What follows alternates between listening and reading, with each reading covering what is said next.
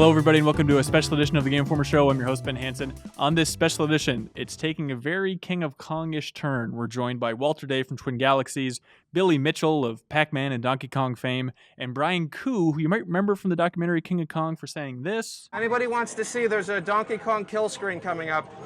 There's a Donkey Kong kill screen coming up if anybody wants to watch. The three of them swung by Game Informer's office because they had an event at the Mall of America here in Minnesota. So they came by for a tour and also to drop off some Billy Mitchell hot sauce, Game Informer branded, which is very sweet. So we sit down with them in this special edition episode to talk all about the highlights of their careers, the history, and the ongoing legacy of Pac-Man in general, the best arcades throughout all of the United States, the art of confidence, their thoughts on modern esports, modern speedrunning communities, everything under the sun. So stay tuned and enjoy a special episode with Billy Mitchell, Walter Day, and Brian Koo. Brian, Walter, Billy Mitchell, welcome to the Game Informer Show, guys. Absolutely. Yeah, Pleasure to be here. Thank you for coming all the way to Minnesota. What are you guys doing here is the real question. Don't most people ask that when they find out they're in Minnesota? How dare you, Walter? The door's there, sir. But what's the event here? What's going on? Absolutely. At the Mall of the Americas, it's a big Pac-Man event. The state of Minnesota, the lottery, is unveiling a new scratch-off. It's a Pac-Man scratch-off. You kind of play it, you scratch it, you can win money. So the odds are that I can win more money than anybody. Uh-huh.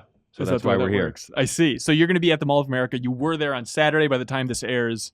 How are you feeling about this run? Nervous? Is it exciting for you? Nothing makes us nervous. Is that right? Nothing. Is this true, Brian? Yeah, I would say that this Mall of America thing looks like it's going to be a mile of fun. The last time we were here, right around the year 2000, 2001, 2002, we had a really strong response from the people at the Mall of America, from Minnesota, from everybody. Yeah. So, here we go again. We're in a great venue. We got everybody showing up. Billy, myself, Walter, we're all here.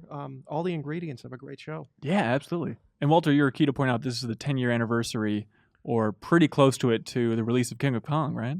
Well, it's interesting that Which on one? January 22nd, 2007, Chasing Ghosts, the movie, Yeah. opened up at 11 o'clock on January 22nd, 2007. And about an hour later, the King of Kong opened up at Slam Dance, which was the rival film festival in the same city, Park City, Utah. So they're both monumentally famous. And it's the 10th anniversary now. This time, actually, they started showing King of Kong started showing in the theaters. I think maybe in July or August or something like September that. 17th. September 17th. So Billy knows it because he's No, an it was expert. on August foreign 17th. I was testing you. film. August 17th. What do I know? And so, but yes, it is great to be back in Minnesota because we like this area of the country, and we were at. Billy's going to take a hot phone call here. No, we sorry, go were ahead. where all of us and other gamers did converge on the Mall of America. I think it was July 20th or something in 2001, and we had a big Twin Galaxies video game festival, and it was pretty amazing. Your marketing director came up to us at the end of it and said, "This is incredible. We people at Game Informer think that 75,000 people went through your event," and so Wow. it was always a memorable thought because it was huge. Yeah. It was huge, and a lot of people did come through, and it was one of my favorite events that Twin Galaxies has ever done, and it's 36 years of existence. 36 years. How is Twin Galaxies doing right now overall? Well, Twin Galaxies is not owned by me. It's owned and operated by Jace Hall and whatever partners he has out of Hollywood. He's a Hollywood film producer and game designer and stuff like that. And essentially, he runs it mainly as a website that tries to do peripheral, events.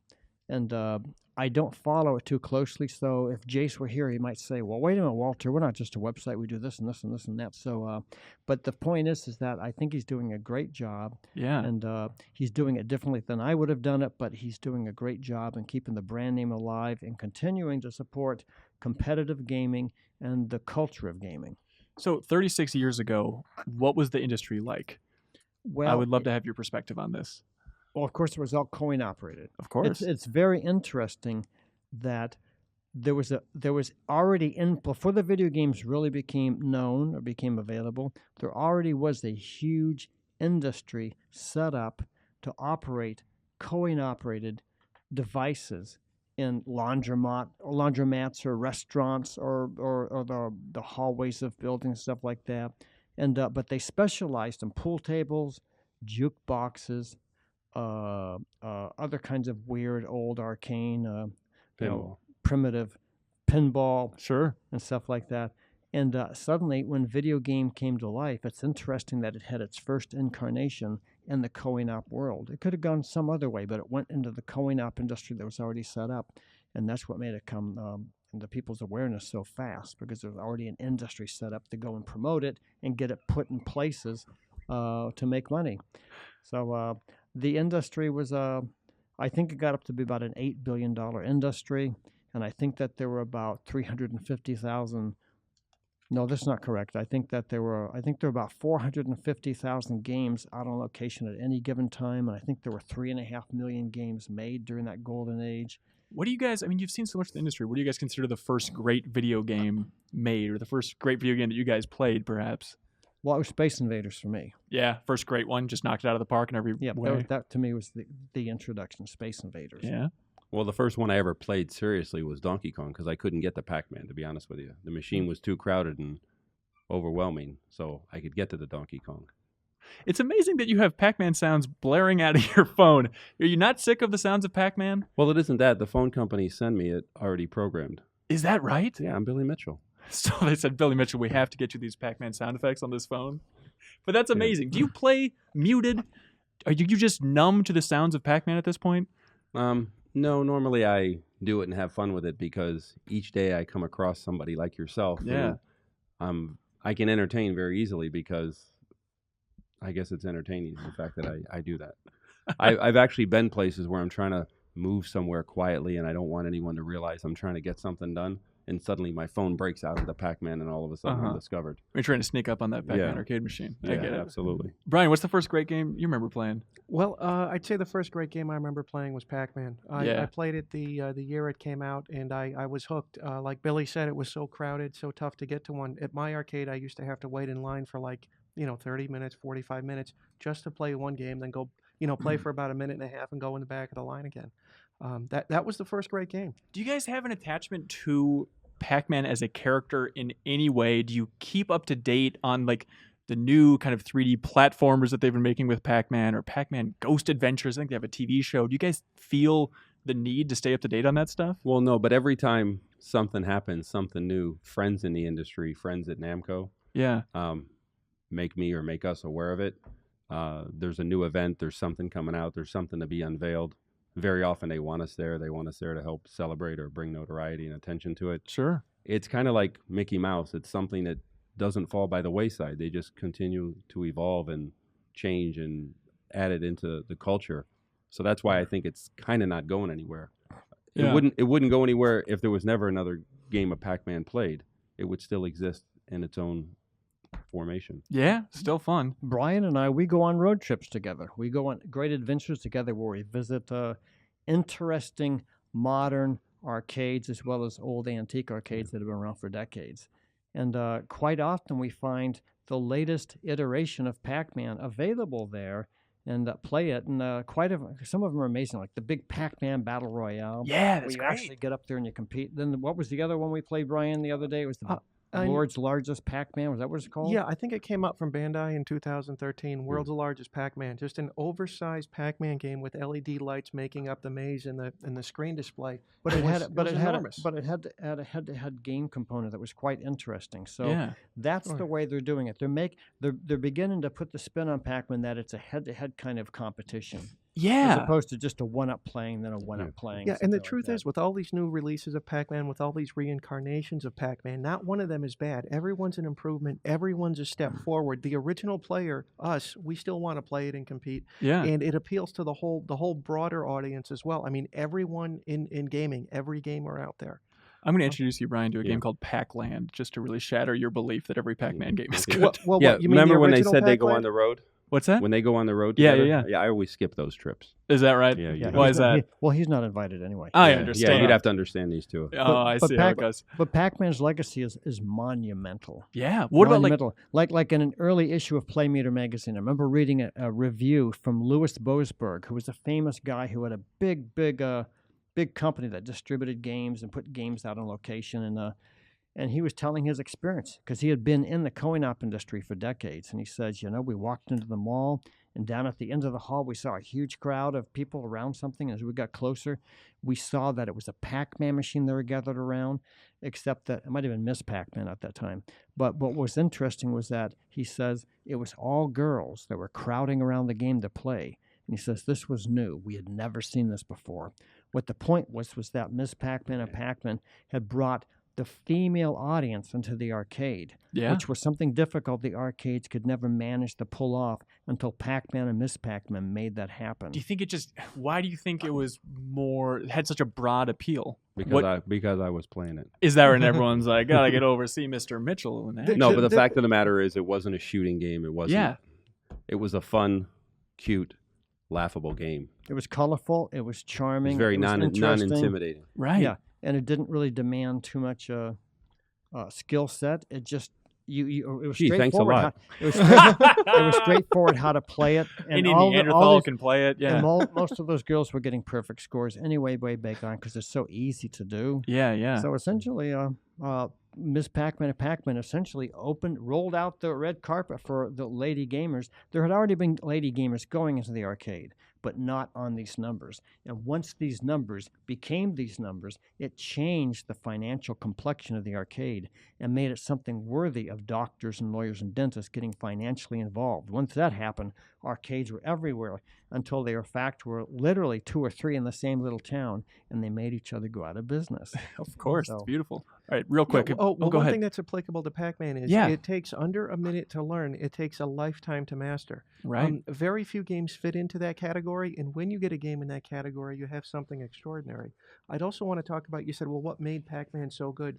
Prior to Pac-Man, there's really no game out there that's like that. So it came forward. It was something that hadn't been done before, and all of a sudden you had a game that was not only like one new idea, or not just like a black and white monochrome game, but all of a sudden you had a game with all these new features hitting at once. Yeah. And it just, to be able to get to play that for 25 cents was really just an incredible thing that people had not done before. Yeah, for sure. I know Nintendo's Miyamoto I think he said in interviews that he's jealous that he didn't design Pac-Man because it's such a brilliant concept. And then he later tried with Demon World, which wasn't released over here. Have you guys played Demon World? No, but here's another interesting... No, because it wasn't a coin-op game. Ah, there we go. Here's another interesting aside on that.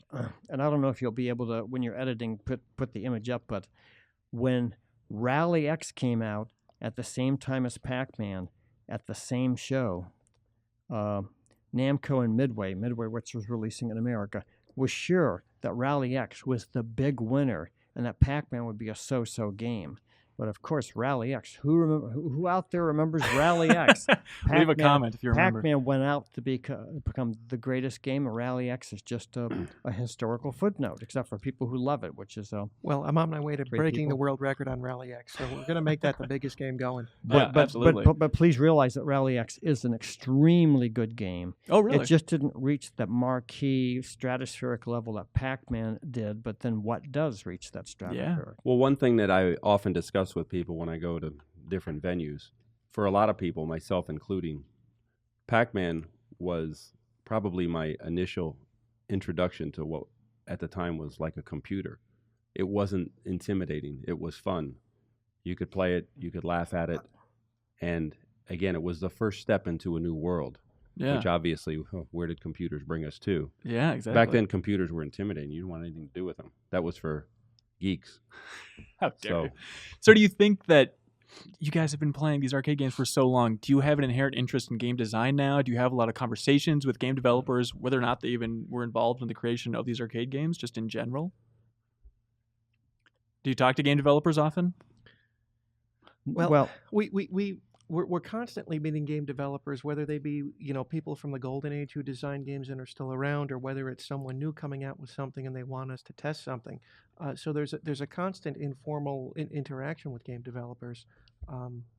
We go to a lot of gaming shows. Yeah, a lot of gaming shows, and invariably at these gaming shows there are game developers, but they fall under the umbrella of being called indie game developers. So they're not the big financially supported, houses.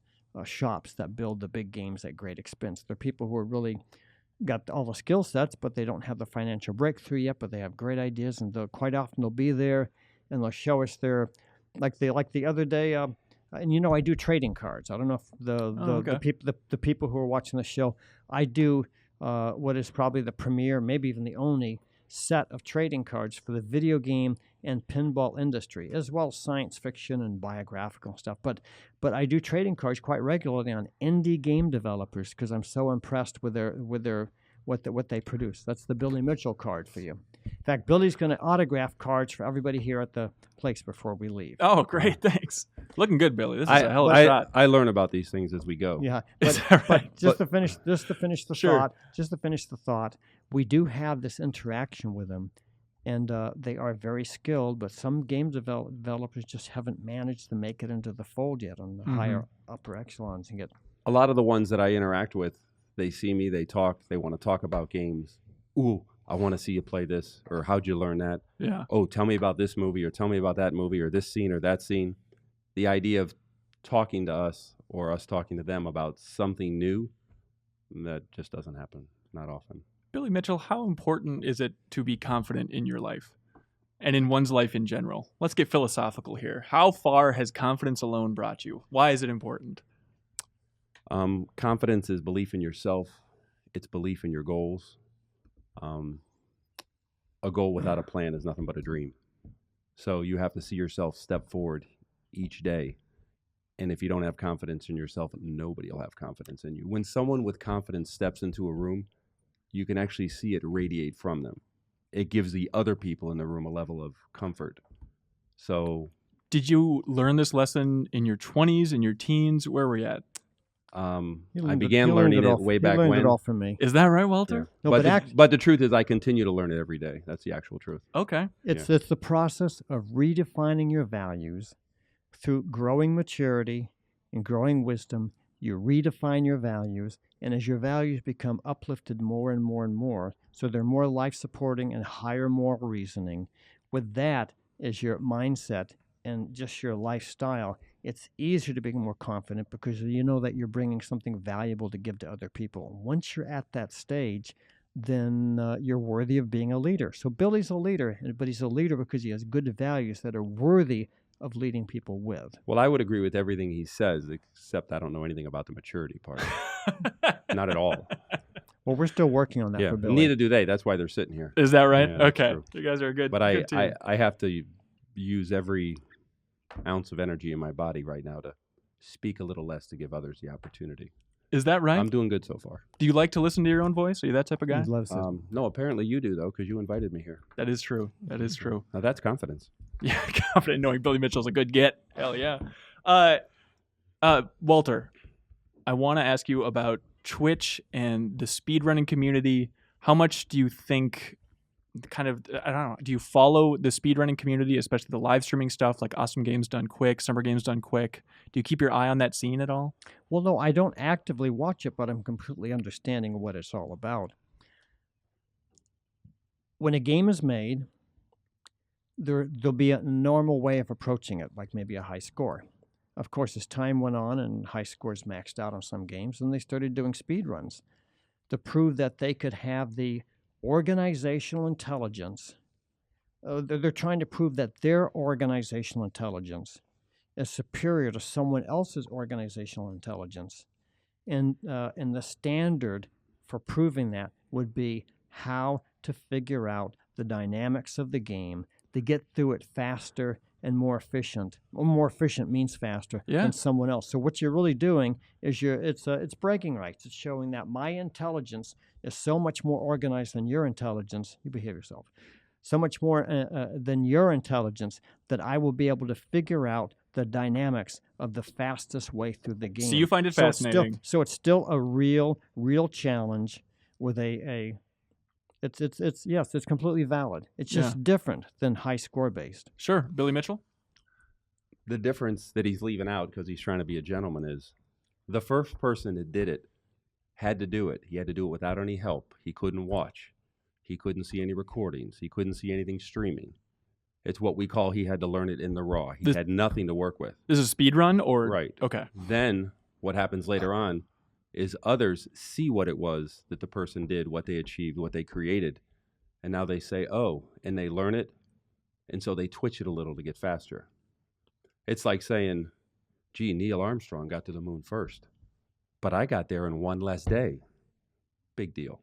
So you're not impressed by the speedrunning community in general? No, I'm more impressed with the original conquest in order to achieve it. But how? What? The speed is often done by an equally as good player, Yeah. but it's often done by a player who is not as well skilled, who is looking for an excuse to be recognized. But isn't the whole point of the competition to single out the one person, and it only means something in relation to other people also trying to achieve that goal? Right. So who is it that created it? Who achieved it? Who did it first? I don't understand. So if I'm playing a game, I'm the first one ever to play it after it's shipped, and I beat it, I could say, I got the speed run, I count, I'm not going to look anywhere else. If that's the case, the game wasn't difficult enough. Okay. Do you watch like Summer Games Done Quick, Awesome Games Done Quick? Never. Never. Okay. That's Are true. you loosely familiar with it? No. Okay. I'm very confused. That works. See, out a lot just of fine. times you're asking me a question from what we'll call a modern question, Please. and I'm giving you an answer from the coin-op world. That's the confusion. So do you Yeah. guys stay up to date at all outside of the realm of Pac-Man? Do you try and keep up with gaming outside news? of Pac-Man? I mean, there are a lot of other coin-op games, Well, sure. but competitive gaming, yes. As far as newer modern games, yeah. I can only have an appreciation for what people do. I don't even have enough interaction with it to even begin to understand what it takes to achieve it. Yeah. So that's the respect I give it. From my perspective, The old joke is, do you play any modern games? And I say no, because I don't want to play a game that my son can beat me at, and he can beat me at every one of them. So Yeah. that's the truth. so can I. Did you want to talk? You didn't get a chance to talk please, Walter. before. So if you have a game that's being speedrun, and you have all the competitors watching on the speed on the broadcast, on the streaming, and watching maybe on the YouTube videos or something, they're all seeing each other's technology, but there will be one who will be the preeminent high scorer or fastest one because he will execute more intelligently, more efficiently than the rest. And that's why I base it as a valid thing, because it still will come down to someone being more intelligent and more efficient and more capable of executing more properly than the rest. So to me, it is a valid competition. Oh, great. Hey, Brian. Makes sense to you, doesn't it? Yeah, heck yeah. Brian, what is throughout your entire time in this industry, in this hobby, I don't know exactly how you'd frame it, what do you think was the highlight for you personally? What was the moment that was the most exciting? Okay, well, I could identify two moments, or even three. One of the more exciting things was getting the news that Billy Mitchell had played the first perfect Pac-Man game in 1999. That was an incredible media story, an incredible time in video games. Did you see it like in a forum online? Where did you? Well, it was in the Wall Street Journal when it came out, wow. and there was a lot of discussion about it, formally and informally, even from people who had nothing to do with video games. So that kind of a big media push, a whole big leap forward, a whole big accomplishment. That was a big deal. So it's exciting for you for the field, not so much. Sure. Billy Mitchell did it. Thumbs up. Yeah, it was a time where video games were not getting a lot of attention like they do today, Yeah. and there were some serious questions of, well, how many of us are really keeping this thing going? And then all of a sudden, Billy plays a perfect game, the entire world is interested, and all of a sudden, we're all scrambling again to say, okay, where do we have these games? Where can we play them? Where can we compete again? But no, that's not what I wanted to talk about. High point for me, as you know, we all of us, we're tracking world records. We're trying to become the best at a certain game, and a real serious player at one point in their life will actually break at least one world record on something, even if the record only stands for a short time. You have you have us becoming the absolute best, and Walter talks about it great when he tells stories about how on some of these older games that came out in the 70s and 80s, people will put 10 or 20 years of one's life into just pushing the higher score 100 points higher. We're talking about games that have been played hundreds of millions of times. Well, anyway, on the first day of the Fun Spot contest, it was in 2006. I broke 16 world records in one day. Oh my God. So at that point in time, that had been the high, the high point for me. The same day next year, on the first day of the Fun Spot contest, I went back and broke 17 world records in one day. So that was the high point. Wow. Did you Yeah. sleep that night? Afterwards? Yeah, I'd imagine Yeah, you just yeah. have too much adrenaline. It was quite tiring. And in fact, I Really? mean, I barely broke them within the constraint of the event being open for one day. Oh, But man. all on classic games, and one that was very special to me, a very legendary early Atari game was a game called Starship One. Okay. That was one of the games that I broke the world record on, and to be able to take an early Atari game that's literally been played 1 billion times, an early Atari game that really started off the industry and has just appealed to everybody, to take a game like that and then break the world record on it that many years, that many decades later, to me was a big accomplishment. Yeah, absolutely. I Bill- would say of those 3 examples, the 17 in one day, the 16 in one day, the perfect Pac-Man, I'd go for the perfect Pac-Man. Billy, do you have a day of peak excitement? Most exciting era or day or week? Without a doubt, after having gotten a perfect score on Pac-Man, one of the reasons why I had never met Brian, that word raced around the world, was in order to put pressure on myself, I arrogantly, imagine that, arrogantly sent out a press release saying that I would do it. I mean, I had to do it now. I mean, I'd be like humiliated or something. So with the hard work, good play, and good fortune of getting that, then being flown to Japan, then in Japan being on stage with Masaya Nakamura, from the father of Pac-Man from Namco, to be given all the awards and accolades that he gave me, but for him to say that he feels that this has reignited the interest of the Golden Age, honest in my heart, I'd love to believe that to be true, because it makes me feel good. Yeah. And if that is true, then that would certainly be the high point. But to be there, to be in front of him, to be in his office, in front of his inner circle of marketing people and programmers, sitting at a table much bigger than this, without a doubt, that was the high point. I mean, I can look at other things. Walter says the first gathering of competitive gaming champions was Life Magazine, 1982, that photo. Well, it was there at that time in front of Life Magazine, in front of those players that I scored, the first kill screen that on Donkey Kong that wasn't scored again for 20 years, but to do it at that exact moment, timing is everything in life. I don't know that I've always done things better than other people. I've had good fortune with timing. Interesting. Perfect Pac-Man was on the 20th anniversary of Pac-Man. It fell on the 4th of July weekend. It was me versus my Canadian friend.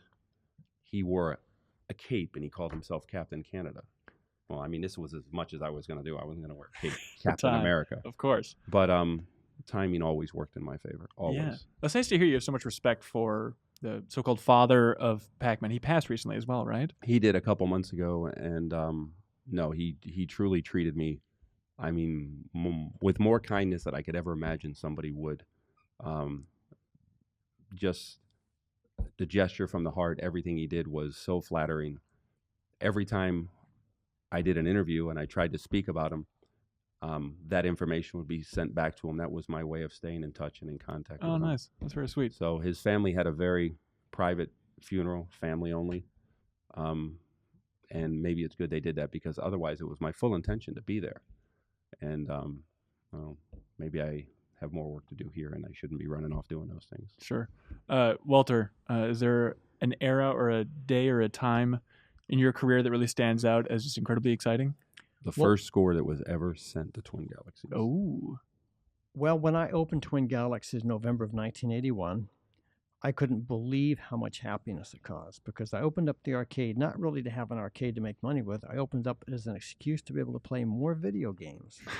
And I would play them. I'll play them to 2 and 3 in the morning with the young people, just playing Gorf and Galaxy, and I make tracks and Red Baron and Wizard of War and Centipede, and I love playing games. But less than a year later, we're already the scoreboard. And you've seen the Life magazine photo, of course, the famous Life magazine photo with all the people posing in front of the games on the street in Ottumwa, Iowa. That was a big moment because it really put competitive gaming on the map, and very much could be considered the birth of competitive esports, with all these events. But then just 2 months later, That's Incredible, a famous TV show, came to Twin Galaxies, and we did a world championship with them, and then they did a finals for the world championship in their actual studios in Los Angeles. That's on the YouTube and stuff like that. You may have seen that. And then just 2 months after that, the governor of Iowa came to Twin Galaxies and declared us the video game capital of the world. But in that same interaction, Atari came from LA and declared us the video game capital. Replay Magazine came from Los Angeles. Video Games Magazine came from New York. And the Amusement Game Manufacturers Association from Washington, D.C. came. They all declared us the video game capital of the world. So I have a lot of things that have been very dear to me. And then a little bit later, we started up the U.S. National Video Game Team, which is most likely history's oldest video game team. And then we started doing the official contest. We introduced Guinness to world record scores, and they started carrying our scores. So Guinness's launch into the video game realm comes directly as a result of working with Twin Galaxies, which they still do now in a very preferred way. But one of the most interesting things that I consider special was that in 1999, I and all my team started doing research. We started getting hold of every Pac-Man machine we could and counting the numbers on the number counter of the coins going through. And we finally figured, what was the number we chose? Was it 20 million? No, 20, it was 10 billion. 10 billion. We finally concluded that it had to be about 10 billion times just the arcade edition alone had received quarters and plays. So we sent out a news release that Pac-Man, it's been determined, has been played at least 10 billion times. That news release went around the world. And by the time that Billy and I went to the September 1990 Tokyo Game Show, Namco had already embraced that, and they told us that they had determined that Pac-Man had been played 10 billion times. Oh, interesting. Fun fact for you guys. So it's our work that actually got embraced as the official sense.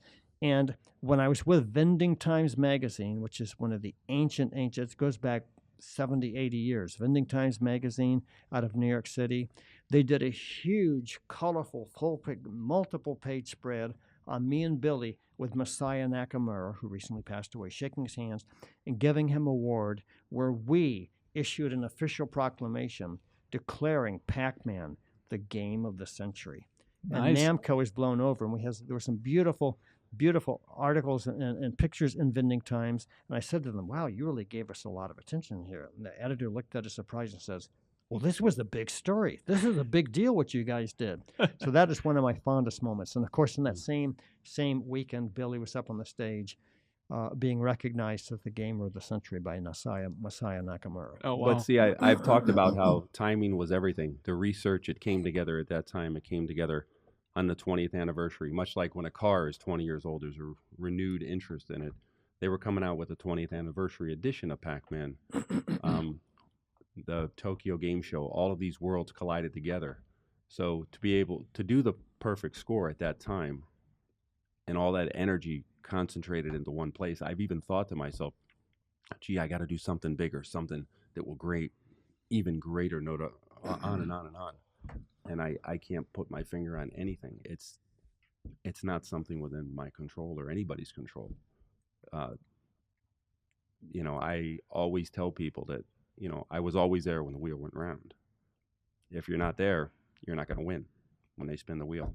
I was always there. That's it's good luck. It's good fortune.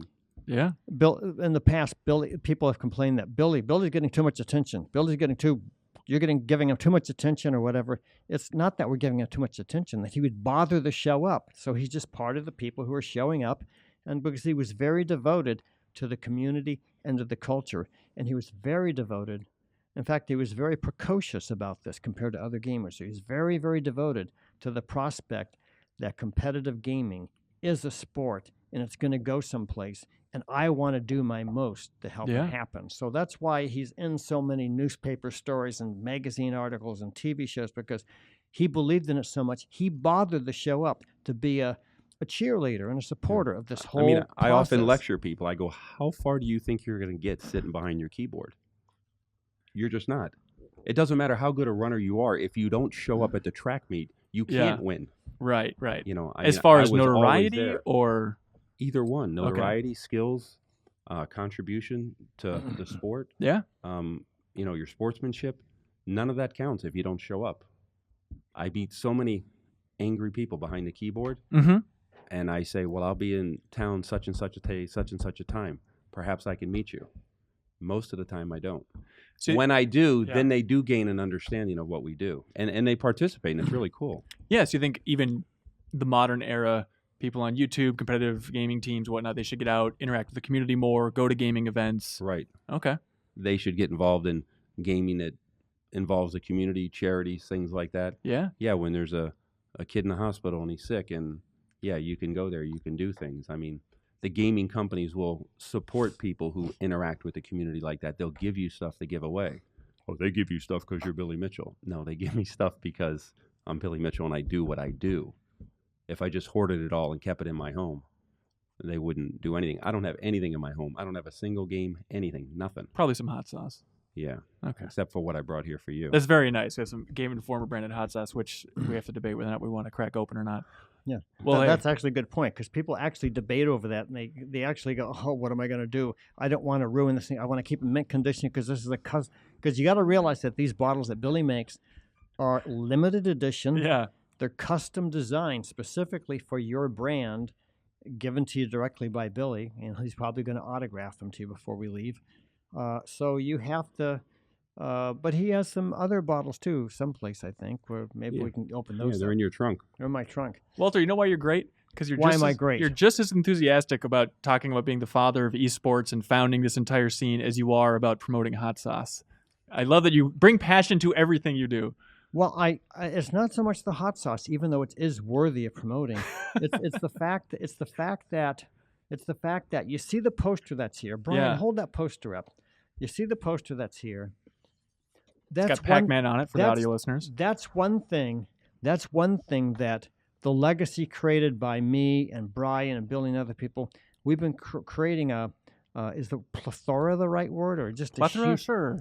just a huge amount of And that's limited the 203rd one we've done. Nice. limited edition posters and hot sauce bottles, and of course there's a whole box of trading cards that I've brought to leave here for all the staff to go through and get their own fantastic. assortment. There's duplicates of this one and that one, so you can go home with maybe about 80 or 100 different cards and take home to either for your own collections.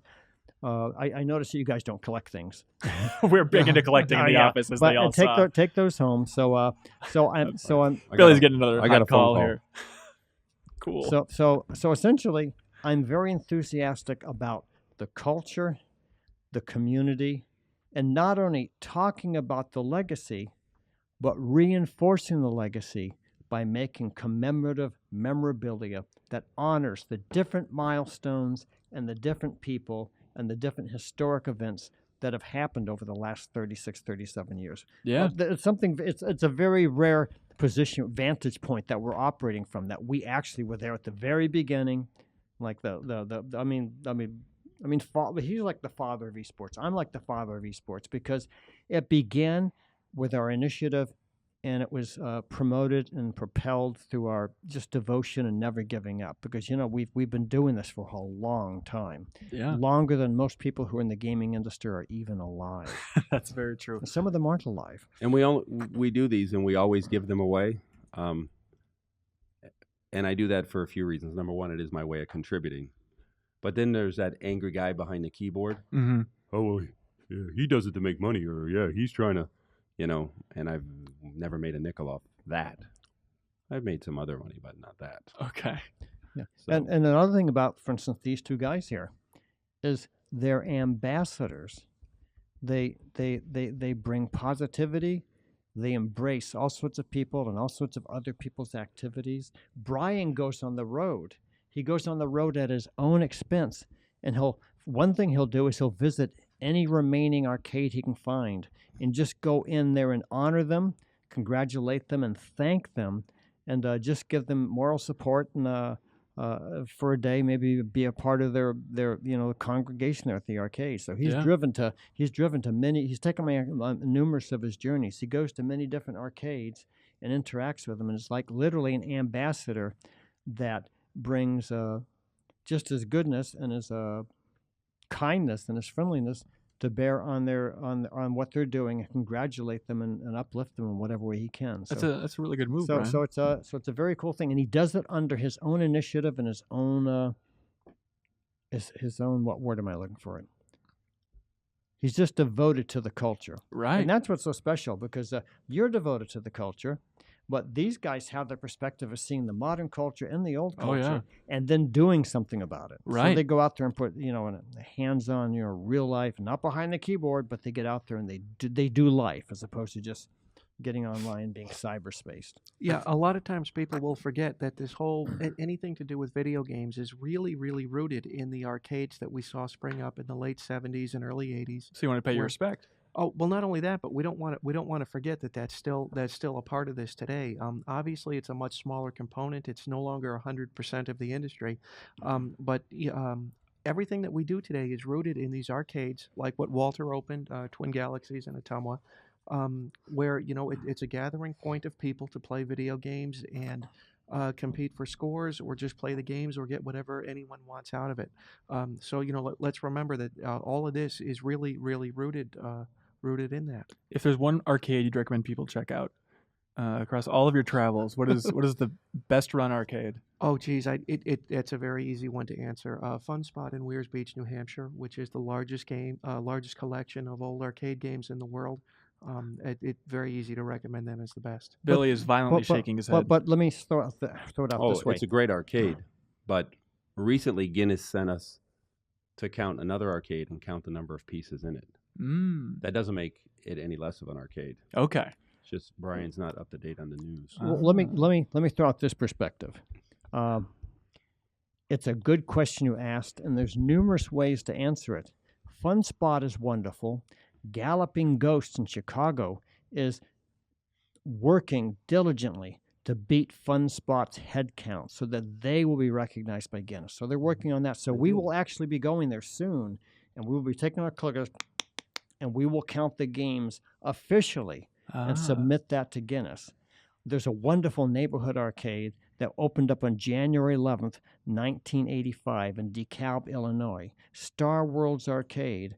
And for all intents and purposes, we were recognizing it as possibly the oldest, still remaining golden age, which means mid or early 80s, neighborhood arcade. Now, there's other kinds of things that have video games, but they're not neighborhood arcades. They'll have miniature golf, they'll have go-karts, they'll have batting cages, they'll have all sorts of stuff. But this is an actual just arcade. Its business plan is just running pinball and video games. And it's called Star Worlds Arcade. But last week when we were in California, we discovered, and I had a long conversation with them on the phone, an arcade called James Games. It's funny. It's like the Jesse James gang. Right, but it's James Games, and it's in Upland, California. And the guy who manages it also owns it, because I had a conversation with him just 2 days ago. He actually was their tech or their attendant back in 1982, but now he owns it. They opened up in 1978. They are, right now, as far as we know, the oldest genuine neighborhood arcade in existence, and we are going to make a huge ornate certificate, and we're going to either go there in person or send Brian, but we'll probably go there in person and give them the certificate, honor them. What it is, it's a certificate that says the International Registry of Historic Video Game and Pinball Arcades. We've been doing this for years. I actually got up on the stage in Chicago at a big event and issued the first certificate recognizing the first arcades back in 1997. Now, almost 20 years later, we're still finding a rare arcade every so often and giving them this big registry, a big certificate registering them as a historic site. So, the government recognizes, the historical registry of things. Well, we're in charge of recognizing the historical registry of historic video game and pinball arcades, and there's so few of them we hardly issue these registrations anymore. Well, that's cool. It sounds like a good mission. Well, hey guys, thank you so much for your time. Best of luck. I know this is being posted in the future, but best of luck this weekend. Have a good time at the Mall of America, and thank you for coming by Game Informer, guys. We appreciate it. Thank you. And that's it for this special edition of the Game Informer Show. Thank you so much for watching or listening.